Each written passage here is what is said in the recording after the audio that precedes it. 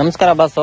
ಇವತ್ತು ಎದ್ದಿದ್ದ ಸುಮ್ನೆ ನಾನ್ ನಮ್ಮ ಹೊಲದ ಕಡೆ ಹೊರಟೆ. ಹೋಗ್ಬೇಕಾದ್ರೆ ಸಿಕ್ಕಾಪಟ್ಟೆ ಚಳಿ ಆಗ್ತಾ ಇತ್ತು. ಹೊಲದ ಹತ್ರ ಹೋಗ್ಬಿಟ್ಟು ಸ್ವಲ್ಪ ಬೆಂಕಿ ಕಾಸ್ಕೊಂಡೆ. ಅದಾದ್ಮೇಲೆ ಏನಪ್ಪಾ ಮಾಡೋದು ಅಂತ ಟೈಮ್ ನೋಡಿದ್ರೆ 8 ಗಂಟೆ ಆಗಿತ್ತು. ಸರಿ ಅನ್ಕೊಂಡೆ ಟೊಮೊಟೊ ಗಿಡ, ಬದನೆ ಪೈರು ಎಲ್ಲಾ ಹಾಕಿದ್ರು. ಅದಕ್ಕೆ ಹಂಗೆ ಸ್ವಲ್ಪ ಯೂರಿಯಾ ಕಾಂಪ್ಲೆಕ್ಸ್ ಎಲ್ಲಾ ಮಿಕ್ಸ್ ಮಾಡಿ ಹಾಕೋ ಟೈಮ್ ನೋಡಿದ್ರೆ 10 ಗಂಟೆ ಆಗಿತ್ತು. ಸರಿ ಕೆಲ್ಸಕ್ಕೆ ಟೈಮ್ ಆಯ್ತಲ್ಲ ಅಂದ್ಬಿಟ್ಟು ಮನೆ ಕಡೆ ಹೊರಟೆ. ಅದಾದ್ಮೇಲೆ ಮನೆ ಹತ್ರ ಬಂದ್ಬಿಟ್ಟು ಸ್ವಲ್ಪ ಟಿಫನ್ ಮಾಡಿ ಕೆಲಸ ಸ್ಟಾರ್ಟ್ ಮಾಡಿದೆ. ಅದಾದ್ಮೇಲೆ ಮಧ್ಯಾಹ್ನ 2:30 ಹಂಗೆ ಒಂದು ಹಾಫ್ ಅನ್ ಅವರ್ ಫ್ರೀ ಆದೆ. ಹಾಫ್ ಅನ್ ಅವರ್ ಫ್ರೀ ಇದೀನಲ್ಲ ಅಂದ್ಬಿಟ್ಟು ಹೊಲ ಕಡೆ ಬಂದೆ. ಹೊಲ ಕಡೆ ಬಂದ್ ನೋಡಿದ್ರೆ ಸಿಕ್ಕಾಪಟ್ಟೆ ಬಿಸಿಲು ಅಂದ್ರೆ ಬಿಸಿಲು. ಅಡಿಕೆ ಗಿಡಕ್ಕೆ ತುಂಬಾನೇ ಎಫೆಕ್ಟ್ ಆಗ್ತಾ ಇದೆ. ಅದಕ್ಕೆ ನಾನೇನ್ ಹೇಳ್ತೀನಪ್ಪ ಅಂದ್ರೆ, ಅಡಿಕೆ ಗಿಡ ಯಾರ್ಯಾರು ಹಾಕಿದಿರೋ ಅವರು ಡೈಲಿ ನೀರ್ ಬಿಡಿ. ಅಂದ್ರೆ ಡೇ ಹೊತ್ ಬಿಡ್ಬೇಡಿ, ನೈಟ್ ಹೊತ್ ನೀರ್ ಬಿಡಿ. ಯಾಕಂದ್ರೆ ನೈಟ್ ಹೊತ್ ನೀರ್ ಬಿಟ್ರೆ ಅಡಿಕೆ ಗಿಡ ತಂಪಾಗಿರುತ್ತೆ. ಸೊ ಅದರಿಂದ ಆದಷ್ಟು ಅಡಿಕೆ ಗಿಡಕ್ಕೆ ನೈಟ್ ಹೊತ್ ನೀರ್ ಕೊಡಕ್ಕೆ ವ್ಯವಸ್ಥೆ ಮಾಡಿ. ಅದಾದ್ಮೇಲೆ ಅಡಿಕೆ ಗಿಡದ ಬುಡನ್ನ ದಯವಿಟ್ಟು ಕ್ಲೀನ್ ಮಾಡಬೇಡಿ. ಅದು ಸಮ್ಮರ್ ಟೈಮ್ ಅಲ್ಲಿ ತುಂಬಾನೇ ಬಿಸಿಲಿರುತ್ತೆ. ಸೊ ಅದರಿಂದ ಗಿಡ ಒಣಗೋ ಚಾನ್ಸಸ್ ಇರುತ್ತೆ. ಈ ತರ ವೇಸ್ಟ್ ಏನೇನಿದೆಯೋ ಕಸ ಕಡ್ಡಿ ಇದನ್ನೆಲ್ಲ ಬುಡದ ಹತ್ರ ಹಾಕಿ. ಸೊ ಎಷ್ಟೇ ನೀರ್ ಬಿಟ್ರು ಬಿಸಿಲಿಗೆ ತಾಗದೆ ಇರಂಗಿರುತ್ತೆ. ಇವತ್ತಿನ ಕತೆ ಇಷ್ಟು. ಇನ್ ವಿಡಿಯೋದಲ್ಲಿ ಸಿಗೋಣ.